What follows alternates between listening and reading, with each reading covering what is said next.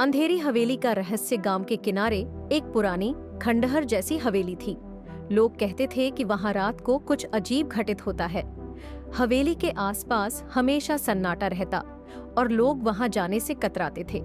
एक दिन गांव के किशोर रोहित ने अपने दोस्तों के साथ उस हवेली की सच्चाई जानने का फैसला किया। उनके लिए यह रोमांच का एक नया अनुभव था। रात के 12 बजे जब चांदनी भी बादलों में छिप गई थी, चारों दोस्त टॉर्च लेकर हवेली की ओर बढ़े। हवेली का गेट जंग खा चुका था।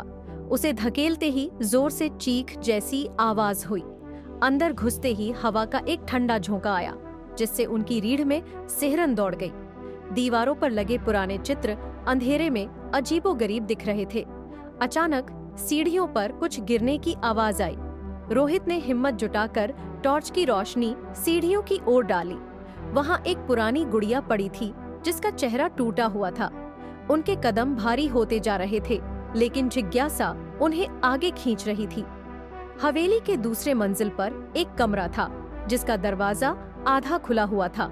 जब उन्होंने दरवाजे को पूरी तरह खोला, तो वहां एक पुरानी कुर्सी पर बैठा एक साया दिखा।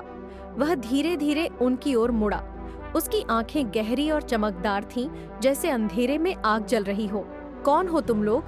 वह साया गहरी और भयानक आवाज में बोला। दोस्तों की हालत खराब हो गई। रोहित ने कांपते हुए जवाब दिया, हम यहाँ सिर्फ देखने आए हैं। साया जोर से हंसा। उसकी हंसी पूरी हवेली में गूंज गई। उसने कहा, अब जब तुम यहाँ आ गए हो तो वापस जाना आसान नहीं होगा।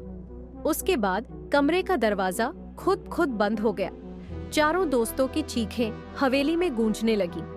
सुबह जब गांव वालों ने हवेली के बाहर जाकर देखा, तो उन्हें वहां चारों की टॉर्च और जूते मिले, लेकिन रोहित और उसके दोस्तों का कोई निशान नहीं मिला। कहते हैं, हवेली में उनकी चीखें आज भी गूंजती हैं। अगली बार जब कोई वहां जाता है, तो हवेली अपने नए शिकार के इंतजार में होती है।